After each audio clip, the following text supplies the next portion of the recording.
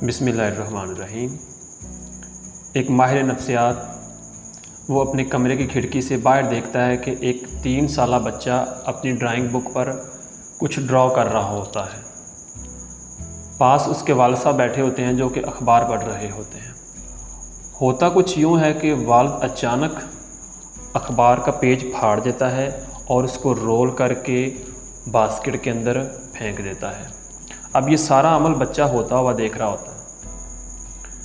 والد صاحب اٹھ کے چلے جاتے ہیں۔ اب بچہ بھی کیا کرتا ہے کہ وہ بھی اپنی ڈرائنگ بک سے پیج پھاڑتا ہے اور اس کو رول کرتا ہے، رول کر کے وہ بھی باسکٹ کے اندر پھینک دیتا ہے۔ تو ماہر نفسیات یہ دیکھ کر ایک خوبصورت جملہ لکھتا ہے کہ بچہ دیکھ کر ہی سیکھتا ہے۔ میں محمد ارشد، پرنسپل دی سن شائن مونٹیسری اسکول بیگ پور قصور۔ جی ہاں، آج کا ہمارا موضوع بالکل یہی ہے کہ بچہ دیکھ کر ہی سیکھتا ہے۔ آج میں اپنی بات کو تربیت کے بنیادی اصولوں کو 4 حصوں میں تقسیم کرتے ہوئے مکمل کروں گا، یعنی کہ 4 میمز۔ سب سے پہلا میم، میم سے ماں۔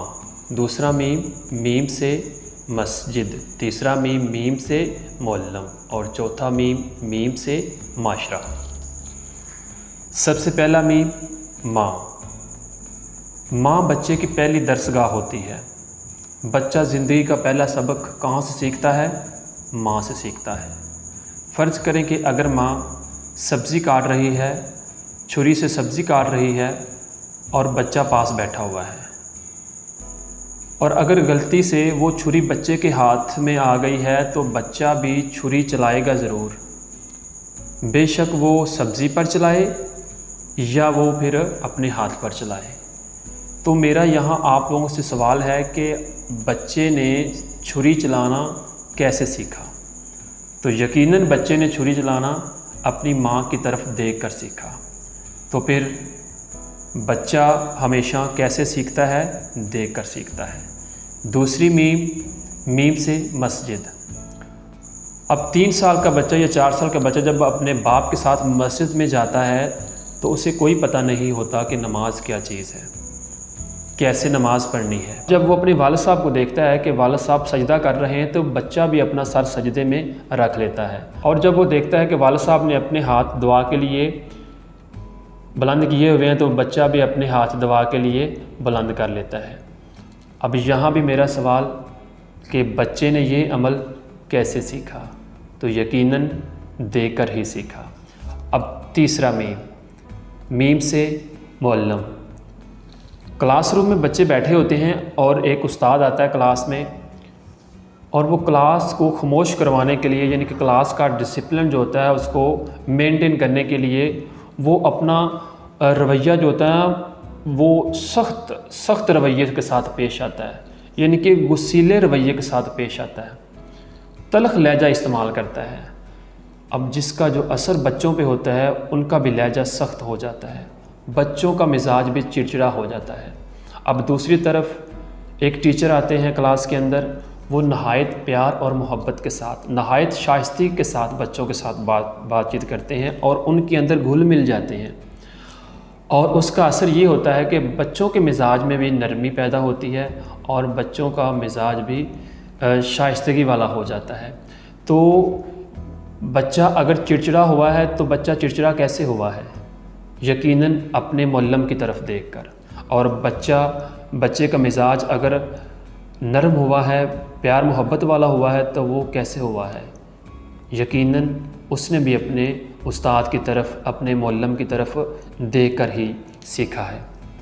اب چوتھی میم جو کہ سب سے اہم میم ہے، میم سے معاشرہ۔ اب یہاں پہ بچہ گھر کے ماحول سے باہر نکل کر گلی محلے میں آ گیا ہے۔ اب وہ یہاں مختلف لوگوں کو مختلف کام کرتے ہوئے دیکھے گا۔ کچھ لوگ گالی گلوچ کر رہے ہیں تو کچھ لوگ لڑائی جھگڑا کر رہے ہیں، کچھ لوگ کچرا پھینک رہے ہیں تو کچھ لوگ سگریٹ نوشی کر رہے ہیں۔ اب وہ بچہ دور سے کھڑا یہ سارے مناظر کو دیکھ رہا ہوتا ہے، اور وہ یہ میموری جو ہے نا وہ اپنے مائنڈ میں سیو کر لیتا ہے، اور جو مائنڈ میں میموری سیو ہو جاتی ہے بچے کو تجسس پیدا ہو جاتا ہے کہ میں بھی اب وہ کرنے کی کوشش کروں جو وہ لوگ کر رہے ہوتے ہیں، کیونکہ بچہ ہمیشہ دیکھ کر سیکھتا ہے۔ جو بچہ سگریٹ پی رہا ہے اس منظر کے اندر، کبھی وہ بھی ایسے ہی دیکھ رہا تھا کسی دوسرے بندے کو سگریٹ پیتے ہوئے، تو اس کو بھی تجسس ہوا کہ یہ کام میں بھی کر کے دیکھوں، تو آج وہ سگریٹ پی رہا ہے۔ اس نے بھی یہ کام کسی کو دیکھ کر ہی کیا تھا، اور آج ایسا ہے کہ اس کو سگریٹ پیتے ہوئے کوئی اور بچہ دیکھ رہا ہے، اب اس کو تجسس پیدا ہو رہا ہے کہ یہ کام بھی میں کر کے دیکھوں۔ تو خدا را ہر ٹائم ہمہ اپنے بچوں کے محافظ بن کر رہے۔ آپ لوگوں کو پتہ ہونا چاہیے کہ ہمارا بچہ اس وقت کس جگہ موجود ہے، وہ کن دوستوں میں اٹھتا بیٹھتا ہے، اس کا سوشل میڈیا کا استعمال کس طرح کا ہے، وہ کس طرح کے کنٹینٹ جو ہے نا وہ دیکھتا ہے، ہر چیز کے اوپر آپ لوگوں کی نظر ہونی چاہیے۔